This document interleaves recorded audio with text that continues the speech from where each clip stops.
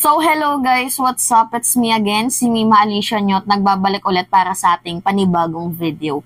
So, ngayon nga po guys, pag-usapan natin itong ni-reveal ni Arlene Stone na nung simulang umarangkada po ang kaso ni Kibuloy at nagkandaletse-letse na kasi nga may kasong child abuse, sexual abuse, may issue sa pera. Kasi hindi naman natin guys may pagkakaila na ang Kingdom of Jesus Christ more on yung ginagawa nila sa pagkakalap ng donation.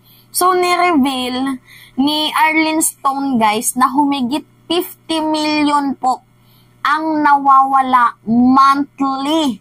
Simula nung nangyari po guys ang pag-usad ng kaso dito kay Kibuloy. So, panoodin nyo na lang po guys yung vlog ni Arlene Stone. Pero, isa-summarize ko na lang.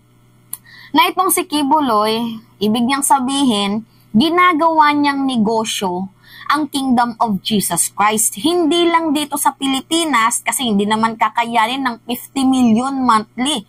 'Di ba sa Pilipinas? And alam nyo naman na napakadaming miyembro ng Kingdom of Jesus Christ, hindi lang sa Pilipinas, kundi sa ibang bansa, na mataas ang value ng pera. So kung matatandaan nyo nga guys, no, may nagsalitang OFW, mayroong nagsalitang taga-Canada. So madami guys ang nagsalita ukol dito kay Kibuloy. Especially nga, 'di ba guys, yung sinabi ng lalaki na every time na mayroon daw bagyo, nagkakalap sila ng donation para daw po sa mga bata, pero hindi daw po napupunta yung pera sa mga bata. Tapos sinasabi nila meron daw silang yung abot sa mga kabataan guys, meron silang pagkain, pagpaaral, mga ganyan-ganyan. Pero yung totoo, hindi naman po pala napupunta sa mga bata ang pera. So basically, parang ginagamit nila yung mga kabataan para makalikom ng pondo. So meron silang mga project ba, pero yung project na yan, hindi naman pala ginagawa. So ni-reveal guys ni Arlene Stone na bagsak na po ang negosyo ni Kibuloy kasi ginawa niyang negosyo ang Kingdom of Jesus Christ.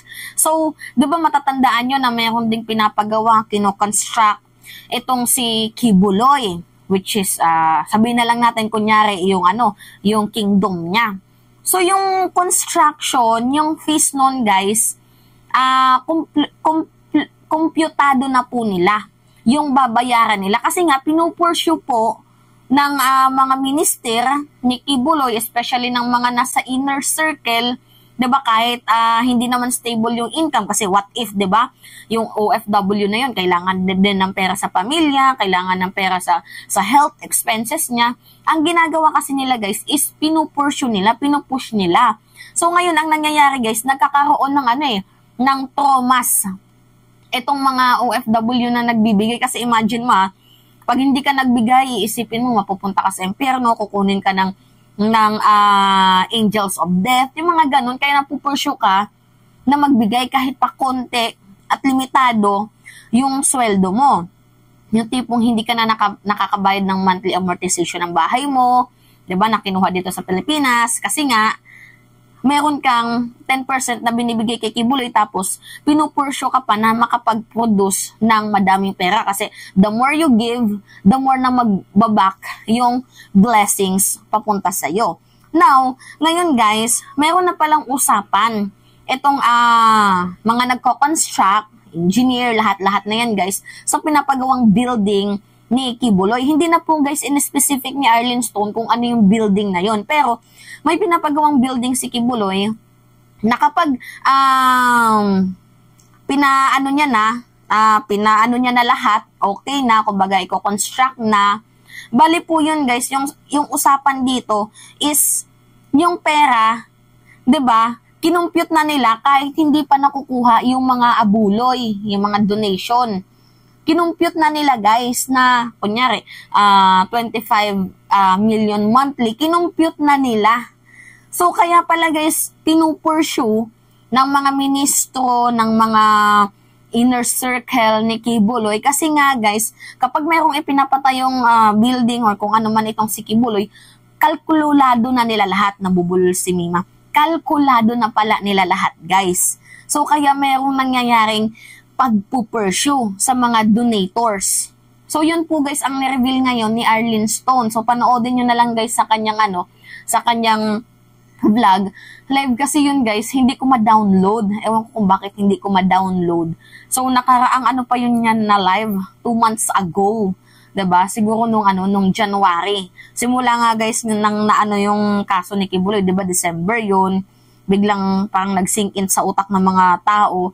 Biglang yun na guys, nag-down itong business ni Kibuloy. So ngayon, kaya pala problemado itong si Kibuloy to the point na galit siya sa administrasyon ni Marcos kasi nga, yung yung negosyo niya, bumabagsak. Biruin mo, hindi biro guys, yung 50 million monthly. 'Di ba na nawawala sa'yo. Nang dahil nga lang sa inimbestigahan ka, nang dahil nga lang sa kaso mo. 'Di ba? Especially dito sa bansang Pilipinas. Tapos guys, ito yung nakapagpa-trigger sa mga donators na hindi uma-attend itong si Kibuloy. So, what is the meaning of that? So, parang pinapatunayan ni Kibuloy na parang totoo yung mga alegasyon sa kanya. Although, hindi pa naman siya guilty, guys. Pero, the way na hindi siya uma-attend, parang admittance of guilt na ito. Hanggang sa ngayon, guys, na meron na po siyang warrant of arrest. Kaya naurat ba yung mga donators dito kay Kibuloy? So, kung nung January, 50 million, monthly ang nawawala sa kanya, bumagsak, ewan na lang natin ngayon kung meron pang nagbibigay, meron pang nagpopondo sa Kingdom of Jesus Christ. Pero madami naman po guys ang property na ni Kibuloy. So anytime, pwede niya yung ibenta kapag kailangan niyang magpiyansa. Although yung piyansa guys doon sa Davao, maliit lang yan, barya lang yan kay Kibuloy. Humigit kumulang 200,000 plus. Maliit lang yan. Diba? Pero ang problemahin niya kasi dito guys is yung sa Pasig Regional Trial Court which is non-bailable. Diba?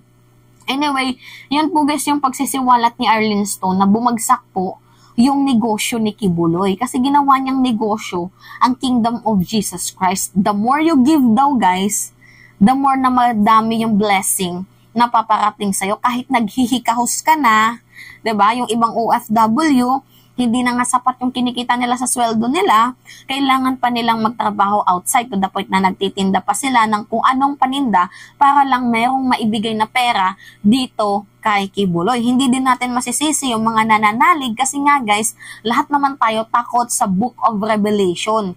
'Di ba? Takot tayo sa muling pagbabalik ni Jesucristo kung sino yung mapupunta sa langit. Kaya nga guys, hindi natin masisisi yung mga nananampalataya.